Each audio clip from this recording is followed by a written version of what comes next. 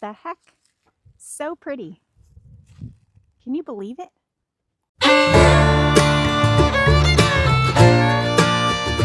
Hello everyone, Peter Milligan here.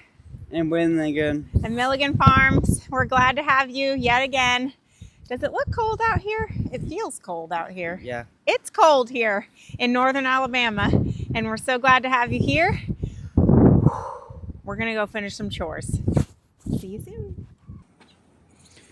Alabama don't know if it wants to snow, rain, freeze, because they didn't call for this today.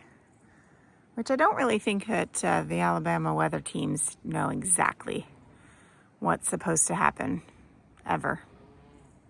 But here we are.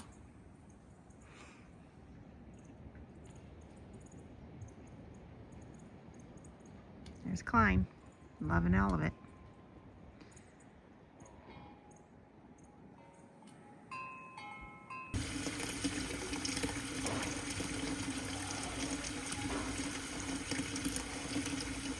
All right, so we are out here and it is so cold again in Alabama.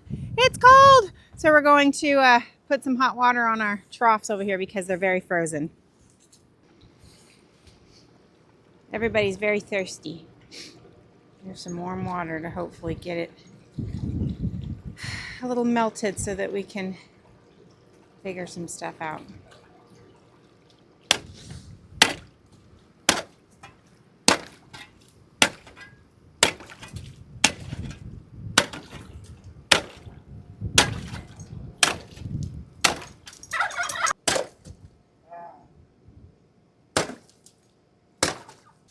Looks like the sun's trying to come out. It's trying hard. It's struggling, but trying.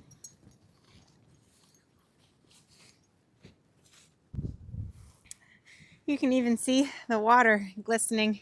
I don't know if many of you knew that we had water back here, but in the springtime it's much more, it's fuller than this, but look how beautiful that is.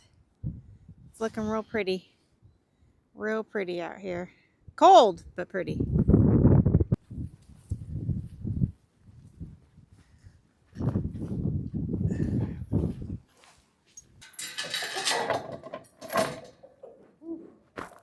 hot water in these buckets, even though they have the creek down there. I don't think it's frozen, but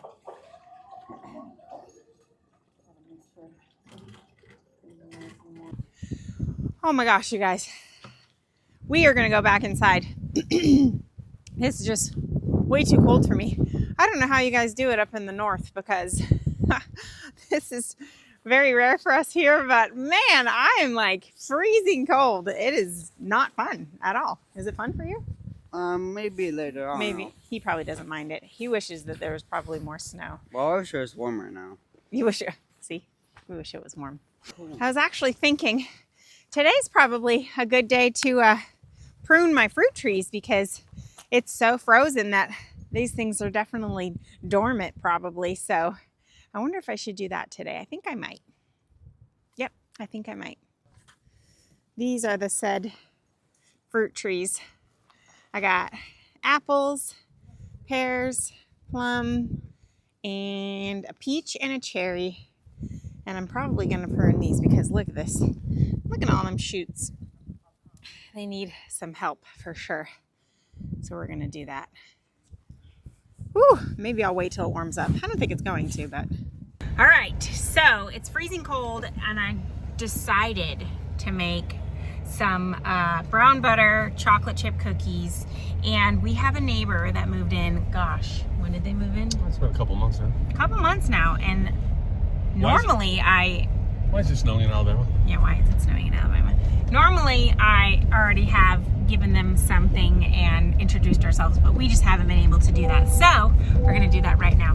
Here is the cookies that we made today, and we're going to go offer it to them, and hopefully they enjoy them. Let's do it. All right, so Sean and I are going to head down to the creek that surrounds our house because we have never seen it like this, and we're going to show you what it looks like.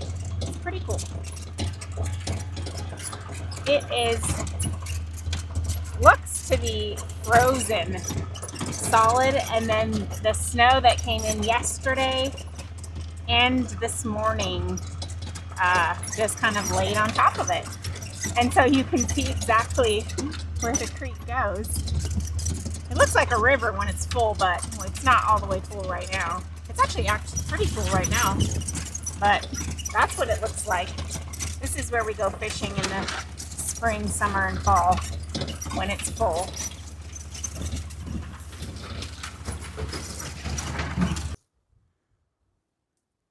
I got into some thistles going through there. Guess that'll teach me to wear like sweatpants in the this area. So here it is. This is our barn and house is up to there. This is part of our 30 plus acres that we have here. Whoops.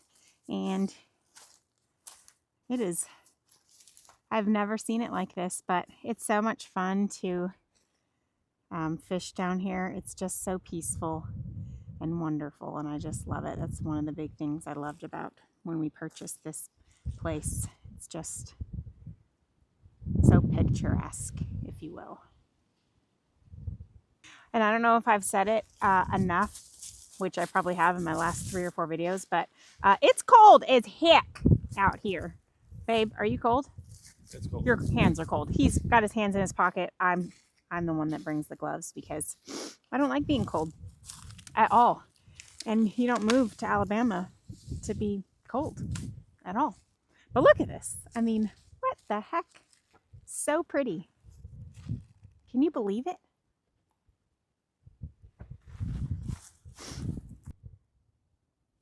We're planning how we can make this area a little nicer for when we come back down in the spring. Sean will probably be doing a lot of tractor work in his future. We know how much he loves that. Maybe take a couple of these big branches and put them in there to create like a bass habitat, because they love munching around these trees and using them as hiding spots and using them as beds in the spring, which is cool.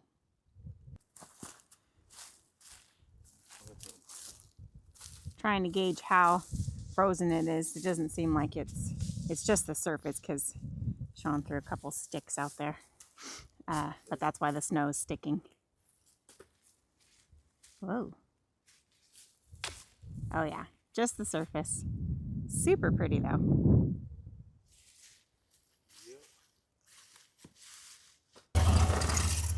Crazy driver central here. Oh! This is insane. Oh my gosh. Whiplash to the max. We're fine, everybody. We're fine. Ow! Ah! I'm getting attacked by sticks. Alright, we made it out safely. Back to the kids.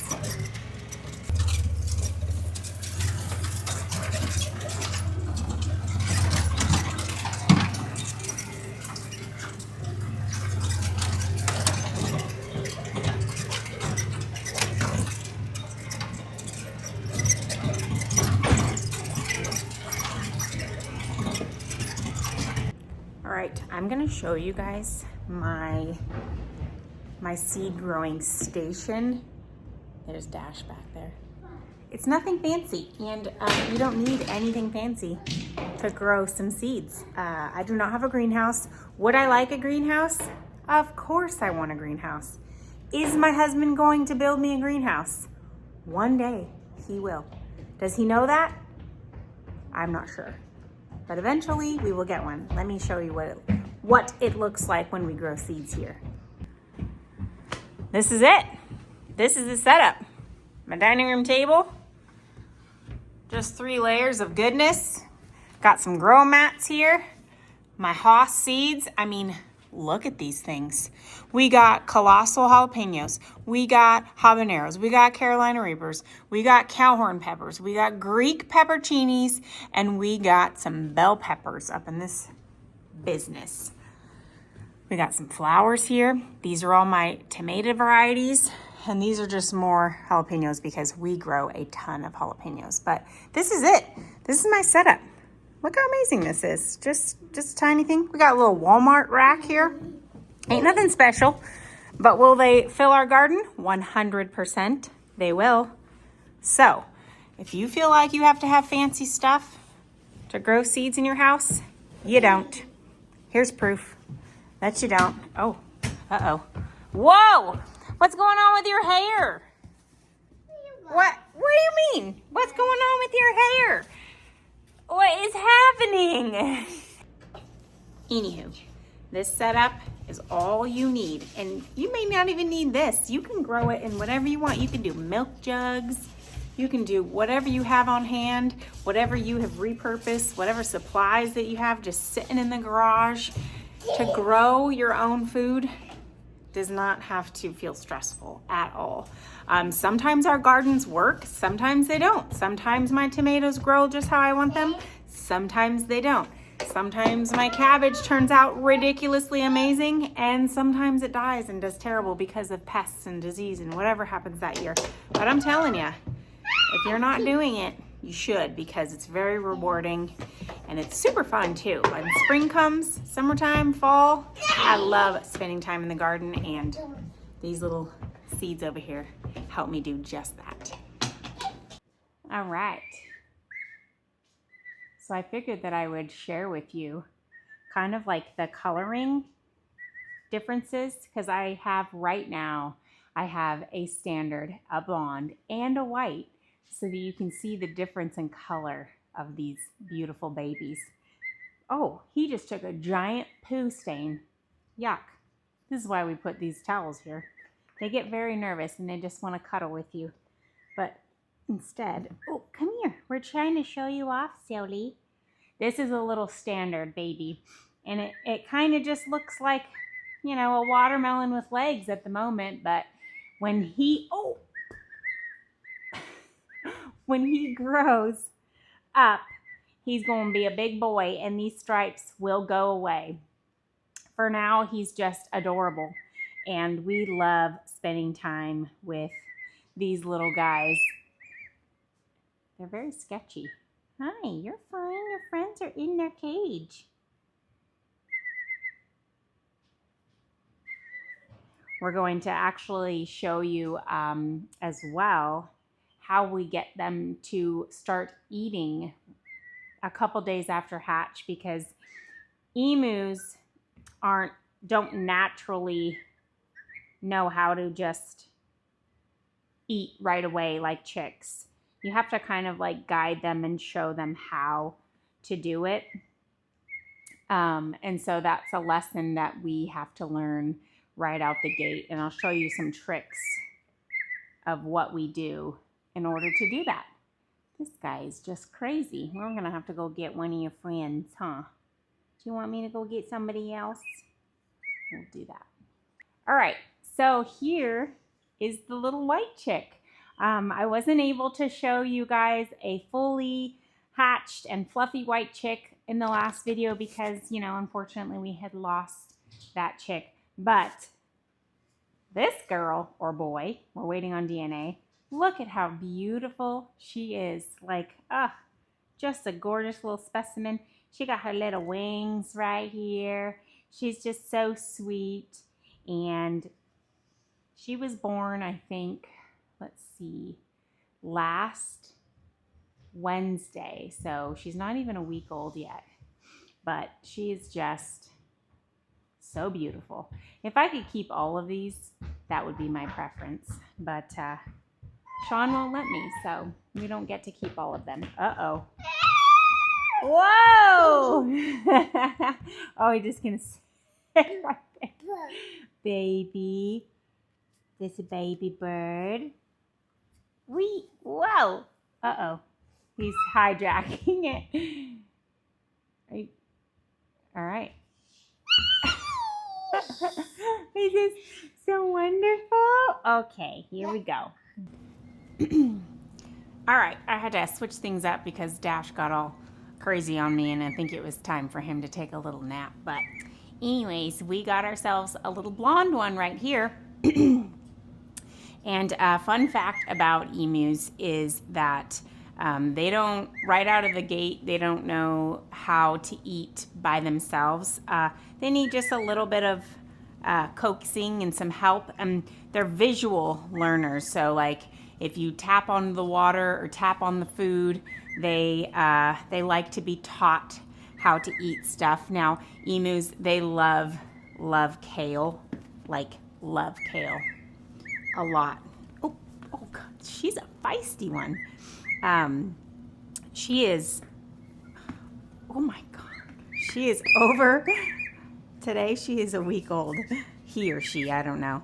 But emus, they love kale a lot. Like these things, as soon as I put kale in their enclosure and in their feed, they just get after it like real fast. They just love the taste of it. It's really good for them. And you just kind of have to teach them how to eat and how to drink. Otherwise, it'll take them a minute to learn it. Eventually, they'll just start, pecking at it after a couple days, but they don't learn as quickly as baby chickens do. Girl, you're crazy. You're crazy. Look it. I got some food for you. It's a lot easier too, like if it's a darker background on the floor for them, because then they can see the feed so much easier. Or sometimes actually, I've actually put like a ball of foil in the water to kind of float around, and it's super shiny. So they are like, ooh, what is that? And they'll peck at it, and then that kind of gets them to start drinking water. So that's a really fun thing to do. Oh my gosh, this one is just, it's because her friends are in the brooder and she hears them screaming. Don't ya? Look. Look. Look. She's not interested in any food because she's so scared. She wants to sit in my lap. I know. I'm so, oh goodness. Okay. Well, we're going to put her back because she's a little excited right now and I don't want to hurt her. You ready to go back? Let's show everybody how pretty you are first. So this is a blonde. These spots will eventually go away, which I wish they didn't because they're so cute. They'll kind of just like mesh into the colors on her. So she'll just kind of lose these spots, kind of like deer. They lose their spots and then everything kind of just blends. That's what this color will do. All right, let's go put you back. Okay, so this again is the little white one, which we saw earlier. Her coloring is clearly very bright compared to the other two. I would say a blonde is a mixture between a standard and a white is a white, and a standard, obviously those beautiful stripes, which helps those blend in way easier in the wild. You don't see a lot of this color in the wild at all, or really blondes for that matter. She actually fell in the water, so she's kind of like shivering right now. But whites will have a very pale pink beak, and they will also have very pale legs. So when they start to come out of the egg, I know immediately if it's a white because of their beak and their feet, which is super, super beautiful. This one is is the only white of this clutch, which it's really fun because I got all three colors. And I love that because it's my favorite to see all of them. Two blonde emus will produce 50% blonde, 25% white, and 25% standard. So those are the chances of those colors coming from two blondes. Two standards will produce only standards, and a standard and a white will produce all blondes. It's super cool.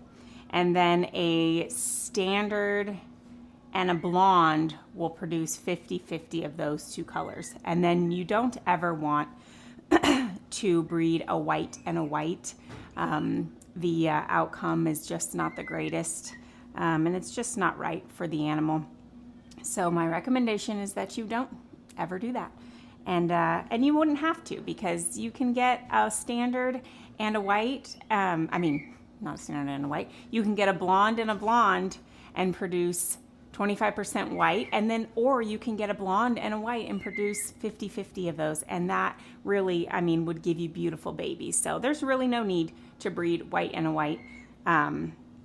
Although everybody wants, you know, a cute white bird. But in my opinion, I think they're all really cute, and I just love every single one of their colors. This little thing is just so cold from falling in that water, aren't you? Yeah, it is a freezing cold little girl. I mean, look at this.